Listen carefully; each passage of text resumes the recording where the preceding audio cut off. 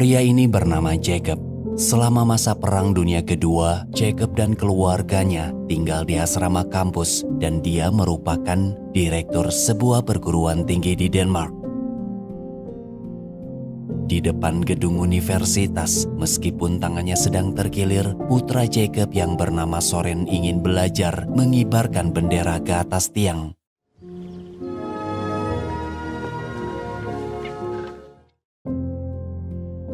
Dalam ruang pertemuan setelah Jacob membuka acara kampus karena harus memeriksa tangan Soren, mereka pun segera pergi ke rumah Dr. Nielsen. Di luar ketika hendak pergi, Birka putranya Dr. Nielsen sekalian nitipin celana bolong supaya dijahitin emaknya. Di tengah jalan melihat tentara Jerman, Jacob heran karena tidak biasanya ada patroli di area itu. Sewaktu lagi ngobatin Soren, Dr. Nielsen bilang, kemarin gudang milik Jerman dibakar oleh sekelompok perlawanan, makanya sekarang lagi banyak patroli. Tak lama kemudian di luar melihat dua orang datang, dan ketika dibukakan pintu, Dr. Nielsen ditembak.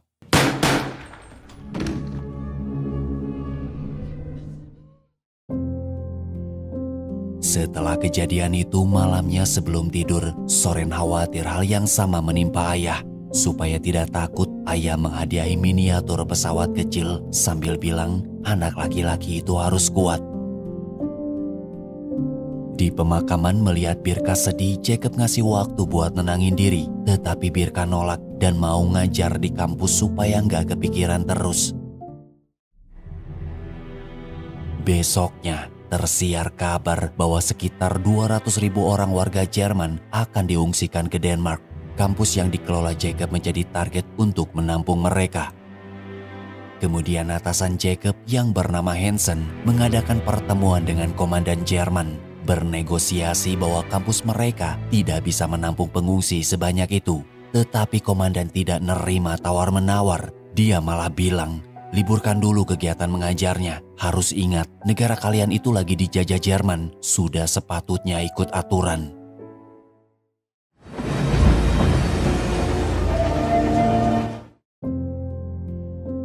Besoknya di stasiun ketika para pengungsi datang, ternyata di luar dugaan yang katanya hanya 200 orang, tetapi ini nyaris di angka 500 orang. Setelah itu melihat Hansen tanda tangani surat terima, Jacob merasa keberatan. Tetapi Hansen tahu gimana watak Jerman kalau sampai berani protes.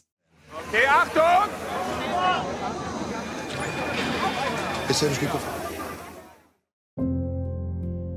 Setelah berada di aula penampungan, Soren melihat seorang pengungsi meludahi ibunya perkara panci yang sembarangan diambil oleh wanita Jerman itu. Beberapa jam kemudian dalam ruang pertemuan ketika guru dan siswa berkumpul, Jacob menyampaikan pesan jangan sampai kedatangan pengungsi mengganggu kegiatan belajar dan mengajar.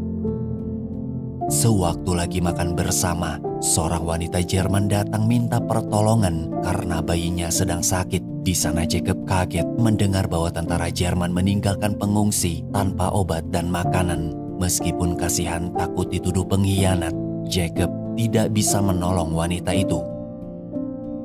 Suatu pagi ketika Soren masuk ke kandang ayam, dia melihat sebagian ayamnya mati. Tahu itu perbuatan orang Jerman. Birka melabrak mereka dan nyaris baku hantam dengan Henry, seorang dokter Nazi.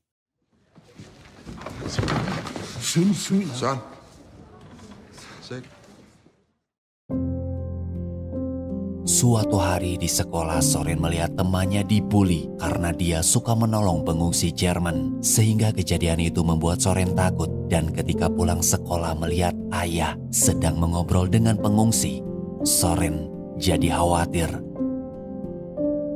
Terdengar kabar diketahui bayi si wanita yang kemarin minta tolong akhirnya meninggal dunia.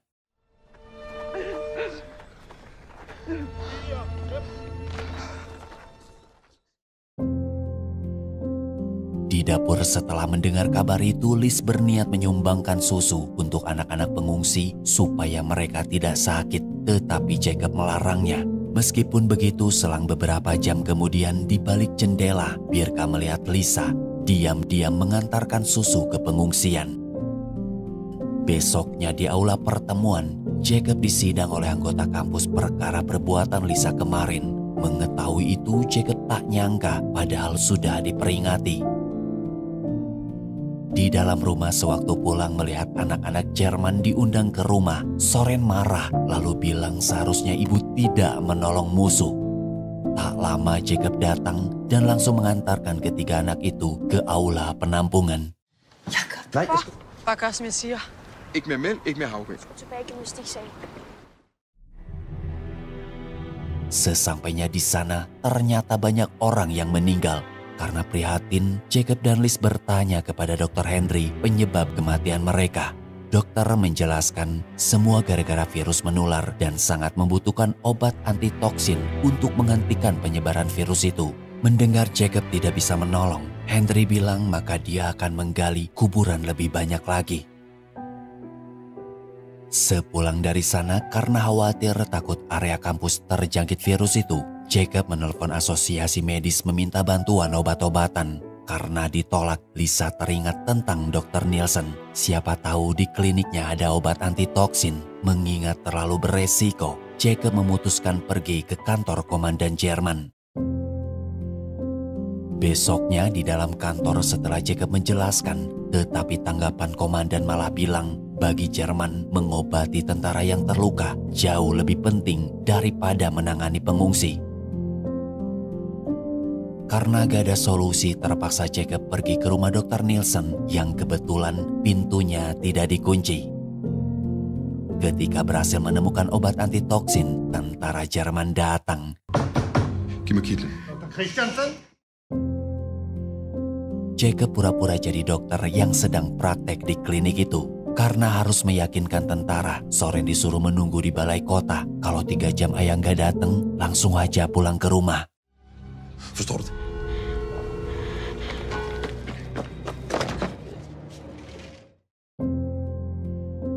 Tak lama kemudian ayah pun datang dengan selamat. Pulangnya Soren ada jadwal latihan piano dengan Birka. Di sana karena takut disebut pengkhianat, Birka jadi tahu semua rahasia Jacob. Akibat perbuatan Soren, besoknya Jacob dipanggil dan diinterogasi. Usai diinterogasi tahu itu perbuatan Soren, Jacob kecewa dan marah besar. Se på mig! Stop. Tiba-tiba ada yang melempar kaca jendela.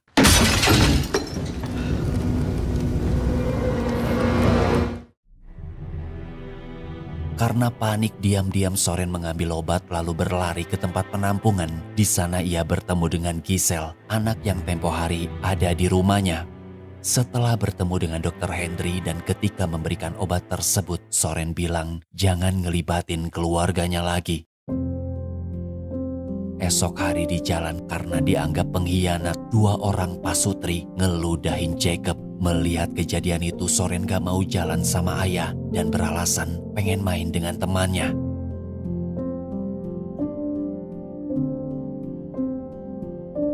Di hutan sewaktu sedang main perang-perangan, Soren curiga kenapa cuma dia yang jadi tentara Nazi. Dan ketika teman-temannya sembunyi, tak lama kemudian dia dikeroyok lalu diikat di pohon. Stille. Nej, stille! Det er som min far! Hvor er du så? Setelah ditinggalkan sendirian, kebetulan Gisela lewat dan langsung ngelepasin ikatan.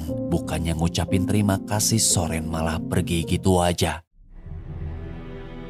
Tak lama kemudian ada kejadian menggemparkan. Si perempuan yang tempo hari kehilangan bayinya nekat gantung diri gara-gara ketiga anaknya telah mati karena terjangkit virus.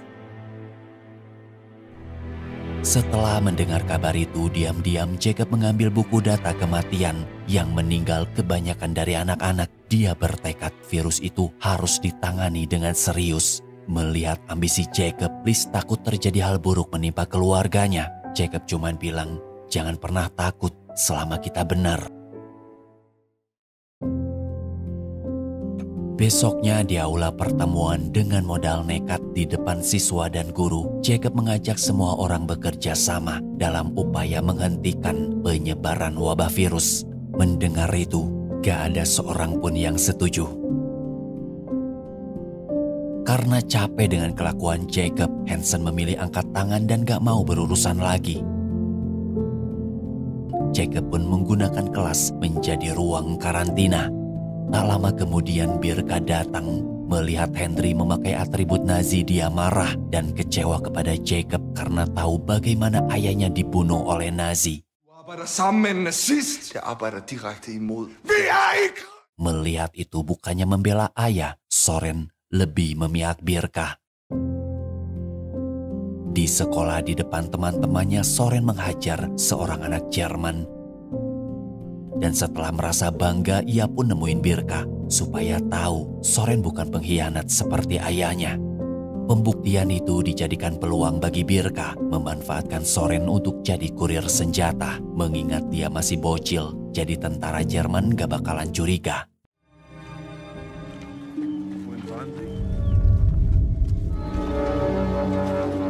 Papiere bitte. Guten Morgen.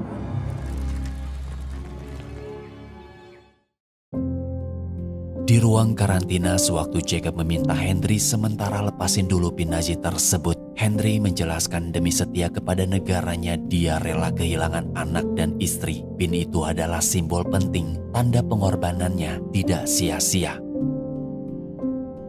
Kemudian di lorong kampus melihat Soren keluar dari ruangan Birka, Jacob curiga dan setelah disusul ketahuan membawa senjata. Stop det der! Stop!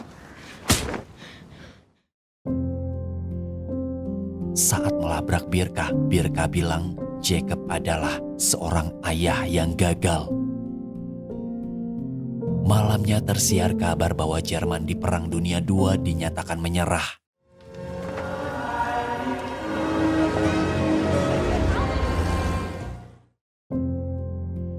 Keesokan hari sewaktu merayakan kemenangan, melihat orang-orang pendukung Jerman ditangkap, Soren merasakan firasat buruk tentang ayah. Benar saja, ayah ditangkap. Melihat Henry datang, Jacob khawatir dan menyuruhnya pergi, tetapi keburu ditembak Birka.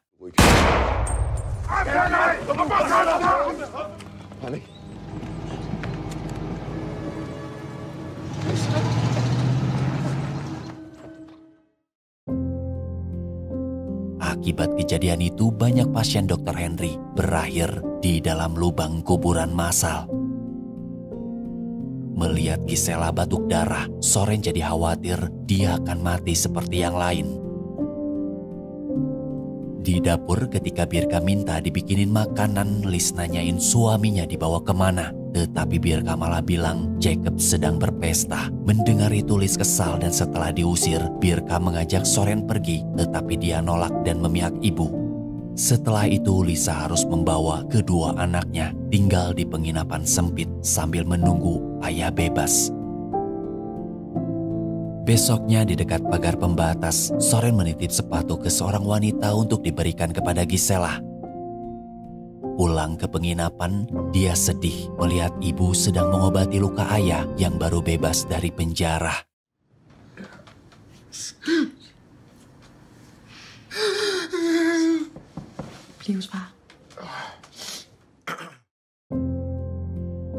Tak lama kemudian, Hansen datang cuman mau ngasih tahu jabatannya sudah diambil alih Birka. Jadi Jacob resmi dipecat. Mendengar itu Jacob memohon supaya tidak dipecat. Mengingat reputasinya yang buruk, Hansen pun mesti pikir-pikir dulu. Setelah Hansen pulang, Liz kecewa dengan keputusan Jacob. Namun Jacob bilang di situasi sekarang nyari kerja itu susah, Neng. Tahu ibu dan ayah tidak akan membantu orang Jerman lagi. Pagi itu di aula penampungan, diam-diam Soren menyelinap masuk untuk membawa Gisela ke rumah sakit.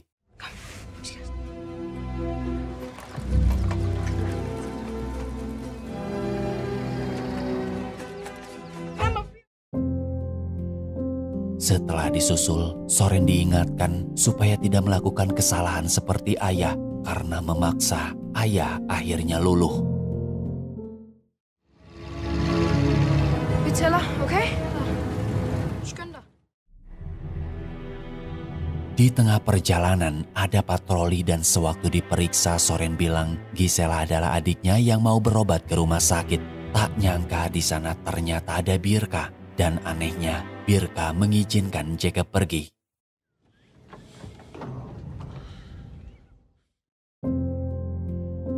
Di rumah sakit tahu pasiennya orang Jerman karena takut dipecat. Suster menolak dan ketika dokter datang dia bilang peraturan di sini tidak melayani pasien selain warga Denmark.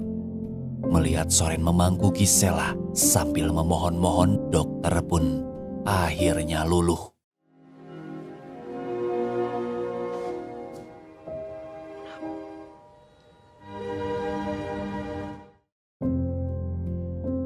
Sepulangnya dari rumah sakit di depan halaman kampus, Jacob nemuin Hansen untuk memberikan kunci asrama dan sekalian pamit.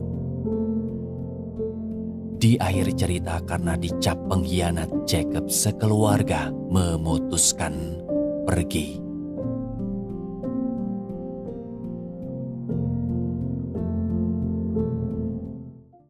Pada akhir perang sekitar 250.000 pengungsi Jerman tiba di Denmark. 10.000 lebih diantaranya meninggal dalam beberapa bulan setelah pembebasan, termasuk 6.540 anak-anak. Sejak musim gugur tahun 1945, para pengungsi dikumpulkan di kamp-kamp seluruh Denmark.